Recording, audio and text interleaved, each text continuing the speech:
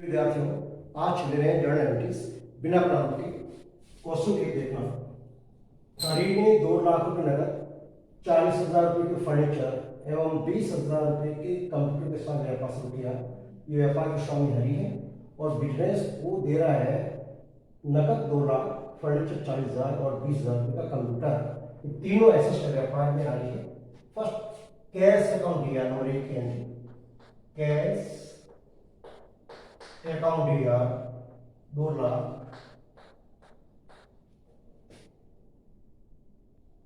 Furniture account दिया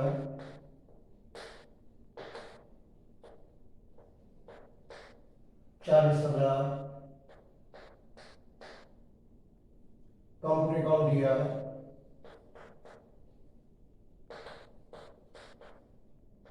20,000। इन तीनों को जोड़िए टू कैपिटल अरे दिया है, उसकी पूंजी कराएगी, अरे देने वाले को शेयर करते हैं। To capital account 2,60,000, 2,60,000 started business with cash furniture and computer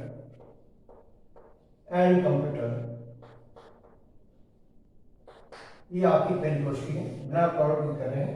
तो कैश अकाउंट दिया, फर्नीचर अकाउंट दिया, कंपनी अकाउंट दिया, तो capital cash furniture company real account है, वस्तु तक है, नेम है। आने वाली वस्तु को डीआर किया, जिन्हों को डीआर किया है, हरी देने वाला है तो उसको पूंजी रूप में उसको सीआर किया है 2,60,000। अब इसका नरेशन ब्योरा आपको देना पड़ेगा। Started business with cash furniture and computer. Second entry Bhopal से 50,000 रुपए का नकद, 60,000 रुपए का उधार माल खरीदा। अब यहाँ माल परचेज कर रहे हैं, इसको आप नॉमिनल अकाउंट कह सकते हैं, परचेज अकाउंट को नकद भी है उधार भी है। और इसमें फर्स्ट देखें परचेज अकाउंट दिया, नंबर 2 एंट्री परचेज रोकड़ के जो उधार के दो, परचेज अकाउंट दिया 2 कैश 2 भोपाल। अब याद रखना जो रोकड़ है वो 50,000 रुपए का, तो कैश के आगे आएगा आपका 50,000 और उधार जो है वापस 60,000 है, तो भोपाल के आगे 60,000। ये कैश डाला है, सीआर होगा, भोपाल देने वाला है, उसको सीआर करके बैक दिखाता है। कुल 25 करें 1,10,000। परचेज अकाउंट दिया, वस्तु आ रही है, उसके साथ इसको खत्म हो सकते हैं, ये वे डीआर के आगे और कैश जा रहा है, भोपाल देने वाला इसको सीआर किया। Being goods purchased, being goods purchase और cash and credit, cash and credit रोकड़ और उधार खरीदा। ये सब है। नंबर 3 राम को 70,000 रुपए का नकद, 50,000 रुपए उधार माल बेचा और माल बेचने हैं। अब कैश पे आ रहा है, कैश अकाउंट दिया नंबर 3 कैश अकाउंट दिया, उधार को माल बेचने हैं, राम पाने वाला हो जाएगा, राम दिया, राम से अकाउंट दिया to sales account, to sales account cash 70,000, उधार बेच राम को 50,000, ये पाने वाला है, माल बिक रहा 1,20,000। Being goods sold, goods sold cash and credit, cash and credit. Number 4 card rate के 2,000 रुपए, मजदूरी के 6,000 रुपए, किराए के 7,000 रुपए चुकाए। ये आपकी कंपाउंड एंट्री है, मिश्रित एंट्री है। ये सारे आदमी मिश्रित एंट्री है, यानी 2 से अधिक एक ही जनरल एंट्री जो खाते आते हैं उसको बोलते हैं मिश्रित एंट्री या संयुक्त एंट्री या कंपाउंड एंट्री। अब 3 खर्चे हैं, ऑफिस एक्सपेंसेस खर्चा है, वेजेस भी खर्चा है और किराया भी खर्चा, तीनों आय खर्चे हैं और नियमित खर्चे दिया होते हैं। ऑफिस एक्सपेंसेस अकाउंट दिया, ऑफिस एक्सपेंसेस अकाउंट दिया, वेजेस अकाउंट दिया, वेजेस अकाउंट दिया, रेंट अकाउंट दिया, रेंट अकाउंट दिया टू कैश, राशि 2000 ऑफिस एक्सपेंसेस, मजदूरी के 6000, वेजेस 6000, रेंट 7000। ये तीनों आय के खर्चे हैं और लाभा निकाला है, नियम है सारे खर्चे डीआर होते हैं। 6 8 7 15,000 टू कैश अकाउंट, कैश जा रहा है 15,000, paid being paid office expenses comma wages and rent. Number 5, ब्याज के 2000 रुपये, कमीशन के 6000 प्राप्त हुए, या कैश आ रहा, कैश अकाउंट दिया। नंबर 5, कैश अकाउंट दिया और 2 लाख आते हैं, ब्याज मिल रहा है, कमीशन प्राप्त हो रहा है, to interest account, to commission account, to interest और to commission 6000, to commission account. ब्याज के प्राप्त हो रहे 2000 रुपये, कमीशन के 6000 रुपये, कुल आपको प्राप्त हुए रुपये 8000। नियम की बात करें, कैश आ रहा है, आने वाले वर्ष को दिया किया है, इंटरेस्ट एक लाभ खाता लाभ है, कमीशन भी लाभ है, उसको आपने दिया। being received interest and commission, interest and commission।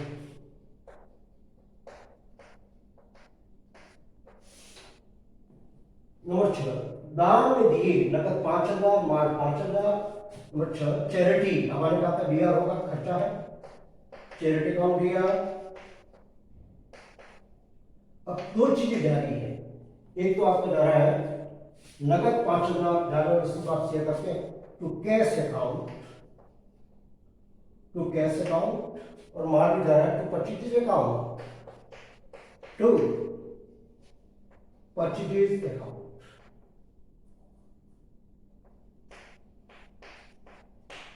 कुल दान दे रहे हैं 5 6 5 10,000 ये खर्चा दिया, 5000 कैश जा रहा है, गुड जा रहा है 5000 लागत होने पर।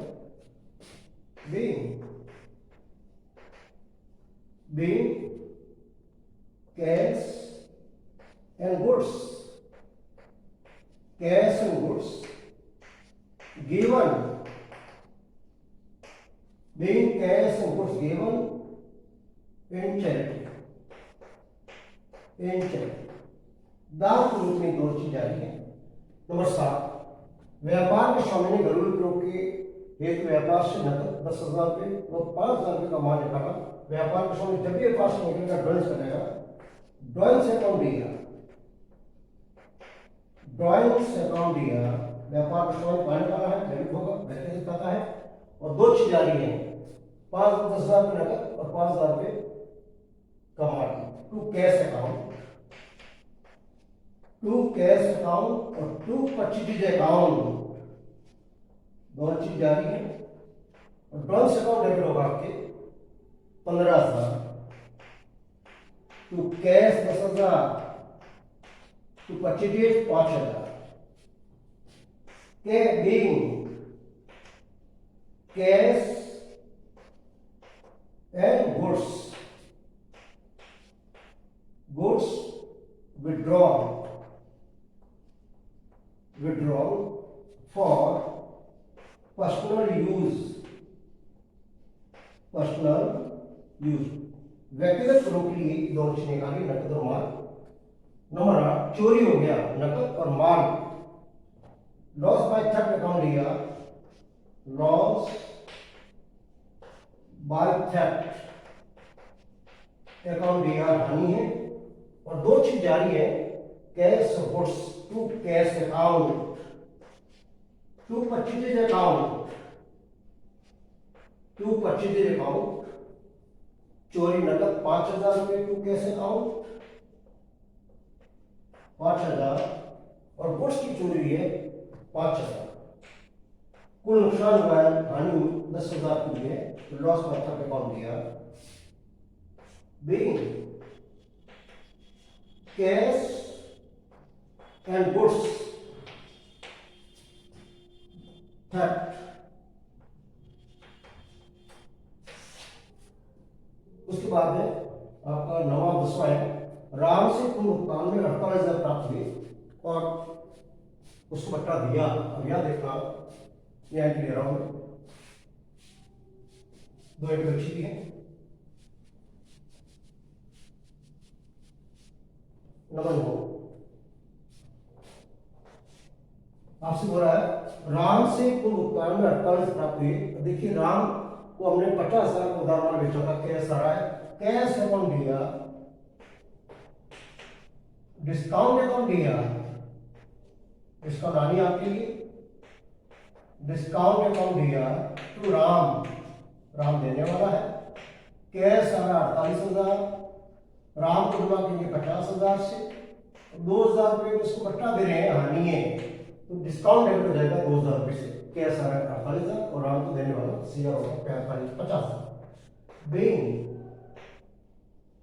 Cash receive, cash received from Ram in full settlement, in full settlement and discount allowed, and discount allowed. Last question है, गोपाल को भुगतान में 57,000 रुपये का भुगतान किया। अब गोपाल के साथ देखिए, आप एंट्री नंबर जो आपकी 3 है, गोपाल से उधार माल खरीदा था 60,000 का, समझ चुका है 50,000 है, 3,000 बट्टा मिलेगा। गोपाल दिया, गोपाल पाने वाला 60,000 रुपये to cash 57,000, to cash account 57,000 और डिस्काउंट लाभ है प्राप्त हो रहा है, डिस्काउंट रिसीवेबल है, तो discount 3,000। Being cash paid, being cash paid to Gopal in full settlement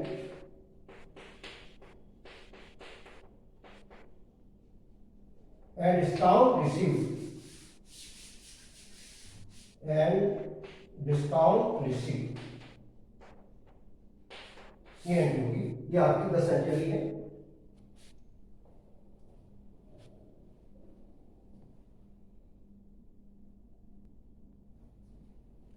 एक क्वेश्चन और ले रहे हैं, इस क्वेश्चन के अंदर आपको कुछ एडिशनल एंट्री है, इसको समझने का प्रयास करना और कुछ सामने एंट्री है।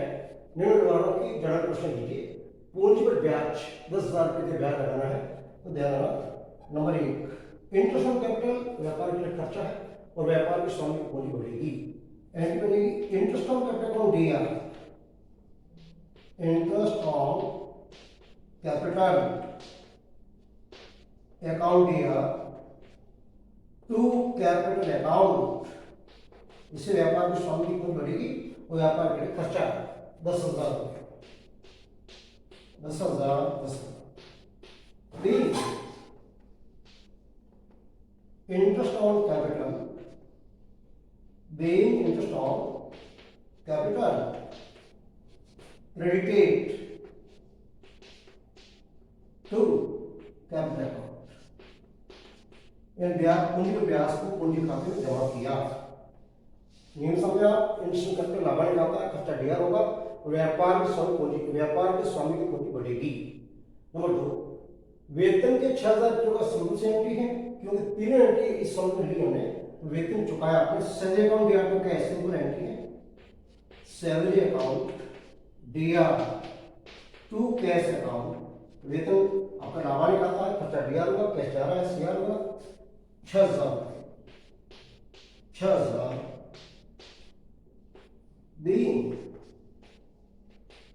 Salary paid, salary paid. Number 3 अब जानते हैं वेतन के बारे में आपको 2 एडजस्टमेंट दी है। वर्ष के अंत में वेतन चुकाना बाकी है कि आपने salary account DR to cash किया है, अब चुकाना बाकी है, सैलरी खर्चा है, डीआर होगा salary account DR to outstanding salary, to outstanding salary, इसको बोलते हैं बकाया वेतन, अदत वेतन चुकाना बाकी है, ये व्यक्तिगत खाता है आउटस्टैंडिंग सैलरी। यहाँ पे क्या salary account DR to cash किया जा रहा है या चुकाना बाकी है, ड्यू है, इसके लिए अकाउंट होगा आउटस्टैंडिंग सैलरी, व्यक्तिगत खाता है। Being outstanding salary, being outstanding salary end of year, वर्ष के अंत में वेतन की चुकाना बाकी है, तो वेतन को डेबिट किया आपने, चुकाया तब भी और चुकाना बाकी तब भी डेबिट किया, क्योंकि खर्चा है, जब चुकाया उसमें तो कैश किया है, चुकाना बाकी अकाउंट नहीं आएगा, बकाया वेतन कह सकते हैं, तो टू आउटस्टैंडिंग सैलरी जो कि पर्सनल अकाउंट है, व्यक्तिगत खाता है, कर्मचारी को अपने जमा कर रहे हैं। नंबर 4, वेतन के अग्रिम चुकाए, इसको बोलते हैं prepaid, prepaid salary account DR, prepaid salary account DR to salary being salary paid in advance, being salary paid in advance, वेतन अग्रिम चुकाया। अब इसको आप नियम से समझें, प्रीपेड सैलरी व्यक्तिगत खाता है और एडवांस चुकाया तो सैलरी को रद्द कर रहे हैं, एक प्रकार से जो खर्चा था वो कैंसिल हो जाएगा और ये एडवांस चुकाया तो आपकी एसेस हो जाएगी, prepaid salary account DR to salary. राशि देखना, सेकंड क्लास की थर्ड की राशि थी आपकी 5,000, ये चुकाना बाकी 5,000 और एडवांस चुकाया आपका 2,000, ये 2,000। नंबर 5, कंप्यूटर पर 5,000 का डेप्रिसिएशन है, मूल्यह्रास, डेप्रिसिएशन अकाउंट डीआर, मूल्यह्रास हानि है, डेप्रिसिएशन अकाउंट डीआर लाभांश खाता है, टू कंप्यूटर अकाउंट, राशि 5,000 being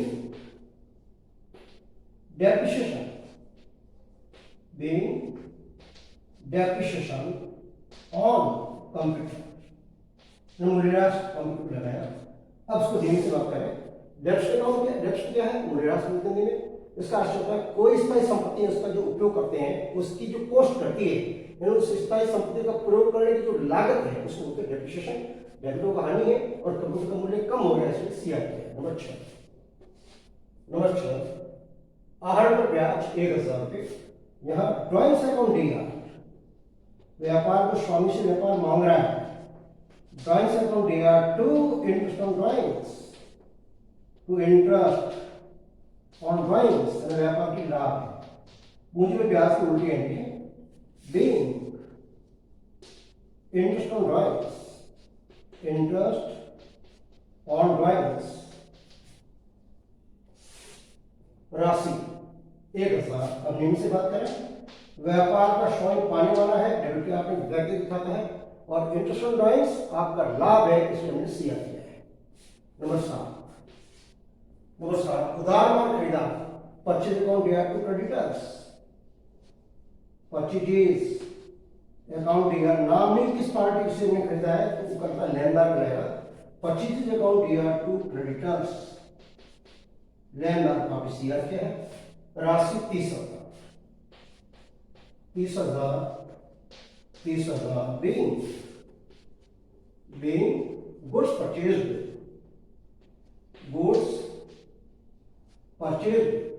for credit, उधार माल खरीदा, इसकी विगत है। और याद रखना माल आ रहा है राइट किया आपने, आय का खर्चा कर सकते हैं, वस्तु का खाता कर सकते हैं आप, इसको डीआर हुआ और लेनदार एक व्यक्तिगत खाता है, देने वाला है उसको सीआर किया। लास्ट एंट्री है उधार माल बेचा, इसका reverse. Number 8, debtors account DR, debtors account DR to sales account being goods sold